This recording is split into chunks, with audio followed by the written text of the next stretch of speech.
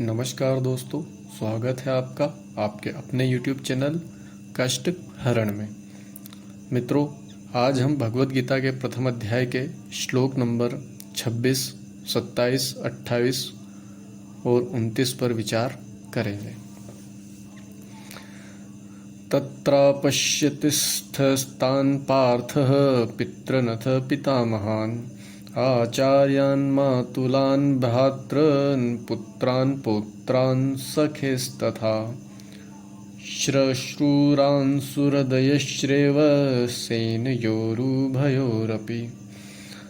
अर्जुन ने वहां पर दोनों पक्ष की सेनाओं के मध्य में अपने चाचा, ताऊओं, पितामहों, गुरुओं, मामाओं, भाइयों, पुत्रों, पौत्रों, मित्रों, ससुरों और शुभ चिंतकों को भी देखा। तात्पर्य: अर्जुन युद्ध भूमि में अपने सभी संबंधियों को देख सका। वह अपने पिता के समकालीन भूरिश्रवा जैसे व्यक्तियों, भीष्म तथा सोमदत्त जैसे पितामहों, द्रोणाचार्य तथा कृपाचार्य जैसे गुरुओं, शल्य तथा शकुनि जैसे मामाओं, दुर्योधन जैसे भाइयों, लक्ष्मण जैसे पुत्रों, अश्वत्थामा जैसे मित्रों एवं कृतवर्मा जैसे शुभ चिंतकों को देख सका।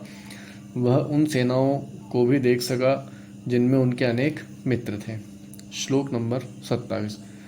तान् समीक्ष्य स कौन्तेयः सर्वान् बन्धून्वस्थितान् कृपया पर्याविष्टो विषीदन्निदं ब्रवीत्।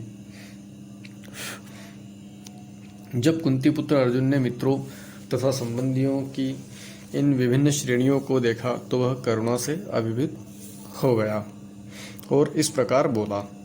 श्लोक नंबर 28। अर्जुन उवाच: द्वष्टैमं स्वजनं कृष्ण युयुत्सं समुपस्थितं सीदन्तिमं गात्राणि मुखं च परिश्रूयष्यति। अर्थात अर्जुन ने कहा, हे कृष्ण, इस प्रकार युद्ध की इच्छा रखने वाले अपने मित्रों तथा संबंधियों को अपने समक्ष उपस्थित देखकर मेरे शरीर के अंग कांप रहे हैं और मेरा मुख सूखा जा रहा है। तात्पर्य: यथार्थ भक्ति से युक्त मनुष्य में वे सारे सद्गुण रहते हैं जो सत्पुरुषों या देवताओं में पाए जाते हैं, जबकि अभक्त अपनी शिक्षा तथा संस्कृति के द्वारा भौतिक योग्यताओं में चाहे कितना ही उन्नत क्यों न हो, इन ईश्वरीय गुणों से विहीन होता है। अतः स्वजनों, मित्रों तथा संबंधियों को युद्ध भूमि में देखते ही अर्जुन उन सबों के लिए करुणा से अभिभूत हो गया जिन्होंने परस्पर युद्ध करने का निश्चय किया था। जहाँ तक उनके अपने सैनिकों का संबंध था, वह उनके प्रति प्रारंभ से दयालु था, किंतु विपक्षी दल के सैनिकों की आसन्न मृत्यु को देखकर वह उन पर भी दया का अनुभव कर रहा था। और जब वह इस प्रकार सोच रहा था तो उसके अंगों में कंपन होने लगा और मुख सूख गया। उन सब को युद्धाभिमुख देखकर उसे आश्चर्य भी हुआ। प्रायः सारा कुटुंब, अर्जुन के सगे संबंधियों उससे युद्ध करने आए थे। यद्यपि इसका उल्लेख नहीं है, किंतु तो भी सहज अनुमान लगाया जा सकता है कि न केवल उसके अंग कांप रहे थे और मुख सूख रहा था, अपितु वह दयावश रुदन भी कर रहा था।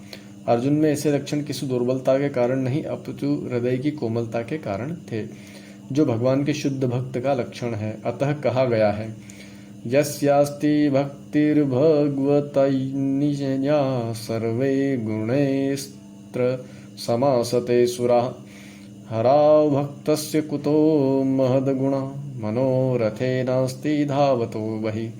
जो भगवान के प्रति अविचल भक्ति रखता है उसमें देवताओं के सद्गुण पाए जाते हैं, किंतु जो भगवत भक्त नहीं है उसके पास भौतिक योग्यताएं ही रहती है जिनका कोई मूल्य नहीं होता। इसका कारण यह है कि वह मानसिक धरातल पर मंडराता रहता है और ज्वलंत माया के द्वारा अवश्य ही आकृष्ट होता है।